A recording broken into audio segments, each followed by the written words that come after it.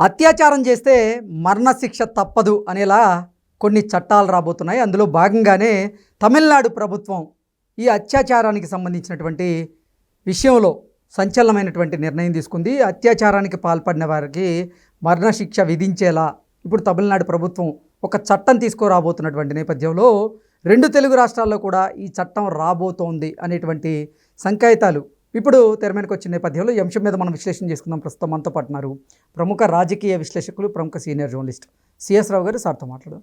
Sir నమస్తే. Sir నమస్తే. మహిళల మీద అలాగే మైనర్ల మీద అత్యాచారం చేస్తే వారిని మరణశిక్ష విధించేలా ఇప్పుడు తమిళనాడు ప్రభుత్వం కొన్ని కొత్త చట్టాలను తీసుకురాబోతుందని, అందులో భాగంగానే ఇప్పుడు రెండు తెలుగు రాష్ట్రాలు కూడా అదే చట్టాలని అమలుపరచాలని ప్రయత్నం చేస్తున్నాయి అన్నట్లుగా కొన్ని వార్తలు వస్తున్నాయి. సార్ వీటిని ఎలా చూడాలి? ఇప్పుడు ఒకటి అత్యాచారాలు అనేది పెరిగిపోయినాయి ఈ మధ్యకాలంలో. లాస్ట్కి చిన్నపిల్లలు నెలల పిల్లలను కూడా అత్యాచారాలు చేస్తున్నటువంటి దురదృష్టకరమైనటువంటి సంఘటనలను మనం చూస్తున్నాం. నాకు ఈ మధ్య ఒక కాంగ్రెస్ పార్టీ లీడరు ఫోన్ చేశారు, మహిళా లీడరు. గరికపాటి గారి ఇష్యూ వచ్చినప్పుడు నాకు ఫోన్ చేశారు. నేను గరికపాటి గారిది కామేశ్వరి గారు వీడియోలు పెడితే దాని మీద నేను ఒక వీడియో చేశాను.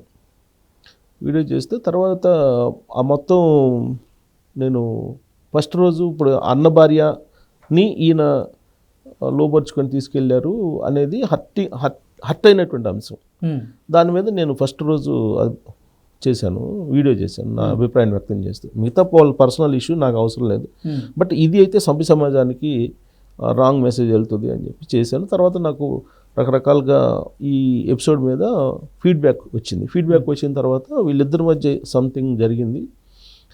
కాబట్టి గరికపాటి గారు ఆయన పరిధిలో దాదాపు 30 సంవత్సరాల పాటు కాముగా ఉన్నటువంటి ఇప్పుడు వచ్చింది. ఈయన తప్పు చేసి ఉండడు, కొన్ని కారణాలు ఆ విధంగా అతన్ని విధి లాక్కెళ్ళింది అనే అభిప్రాయం కలిగింది. రకరకాల వాళ్ళు ఫోన్ చేసి నాకు అసలు ఏం జరిగింది వాళ్ళిద్దరి మధ్య అని చెప్పిన తర్వాత అప్పుడు నేను ఒక వీడియో చేశాను. గరికపాటి గారు విధి ఆయనతోటి ఆడుకుంది, బట్ ఆయన విద్వాంసుడు, మహా సహస్రావధాని. అలాంటి ఆయన్ని ఇలాంటి ఇష్యూ వెంటాడింది. ఒక శిఖరంలాగా వెదిగినటువంటి వాళ్ళు, మహోన్నతమైనటువంటి ఒక ప్రవచనకర్తగా పేరుగాంచడం అంటే అది ఒక రోజులో అయ్యే పని కాదు కదా. ఎంతో కష్టపడి ఉంటారు ఆయన. ఇప్పటికి కూడా నిత్య విద్యార్థిగా ఆయన చేస్తూ ఉంటారు. మహోన్నతమైనటువంటి వ్యక్తి.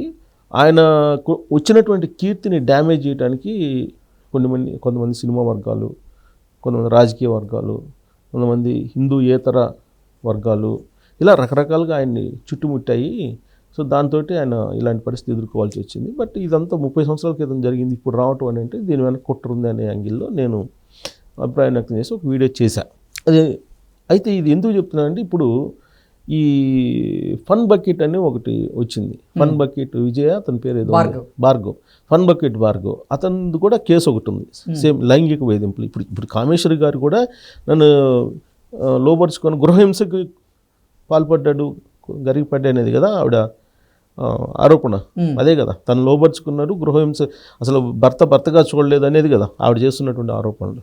దాంట్లో నిజమేంతో అబద్ధం ఎంతో అది వాళ్ళ గురించి తెలిసినటువంటి వాళ్ళకి తెలుసు. దాని మీద మనం స్క్రూటినీ చేయాల్సిన అవసరం కూడా లేదు.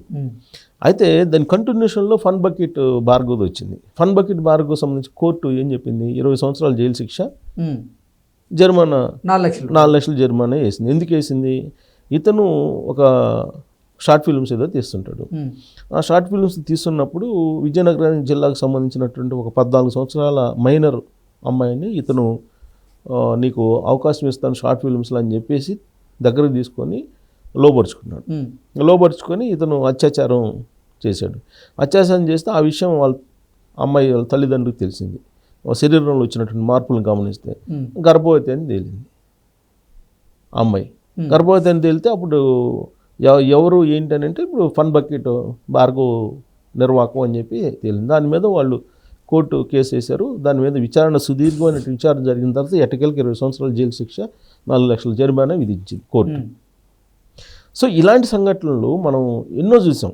ఇప్పుడు రీసెంట్గా అతను జానీ మాస్టర్ కూడా అదే కదా. ఆ అమ్మాయి కీర్తి శ్రేష్ఠ సంథింగ్ ఏదో పేరు ఉంది, అమ్మాయి పేరు. ఆ అమ్మాయి కూడా నన్ను లైంగిక వేధింపులకు గురి చేశాడు. దాదాపు 4-5 సంవత్సరాల నుంచి మేము సహజీవనం లాగా, అంటే తనని లైంగికంగా వాడుకున్నాడు, అత్యాచారం అని చెప్పి ఆవిడ ఆరోపణలు చేస్తున్నారు కదా. సో ఒక్క సినిమా ఇండస్ట్రీలోనే కాదు, ఇప్పుడు మనం సాఫ్ట్వేర్ తీసుకుంటే సాఫ్ట్వేర్లో అదే, మన గౌరవంగా చూసేటువంటి వైద్య వృత్తిలో కూడా అదే కనపడుతుంది. ఎక్కడ ఇది లేనటువంటి ప్లేస్ లేదు ఎక్కడ. ఈవెన్ మీడియాలో కూడా ఉందిగా, మనం ఓపెన్గా చెప్పుకోవాలంటే మీడియాలో కూడా అక్కడక్కడ మనం చూస్తున్నాం కదా. అంటే మహిళల పట్ల లైంగికంగా వేధించేటువంటి వాళ్ళు ఎక్కువైపోయారు.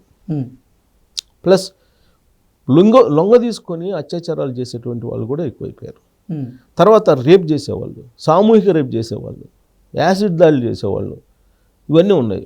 ఇప్పుడు ఆంధ్రప్రదేశ్ తీసుకుంటే 2024లో కొత్త ప్రభుత్వం వచ్చింది. కొత్త ప్రభుత్వం వచ్చిన తర్వాత జరిగినటువంటి సంఘటనలు ఉన్నాయి కదా.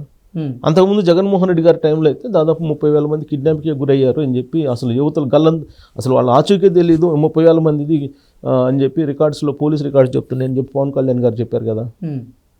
ఇక తెలంగాణలో కూడా అదే పరిస్థితి కదా. తెలంగాణలో ఈ రీసెంట్గా వచ్చినటువంటి కేసులు అయితే 5-6 సంవత్సరాల వయసు ఉన్నటువంటి బాలికల మీద అత్యాచారం చేయటం, ఇవన్నీ చూస్తున్నాం.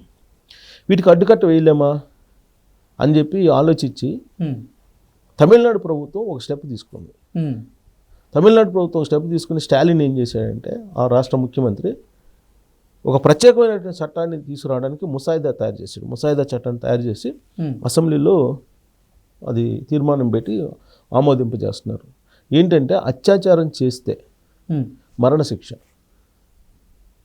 అత్యాచారం చేస్తే మరణశిక్ష, అలాగే లైంగిక వేధింపులకు పాల్పడితే దాదాపు 20 సంవత్సరాల జైలు శిక్ష, జీవితకాల జైలు శిక్ష. ఇట్లా దాని అప్పుడు యాసిడ్ దాడి చేశారు.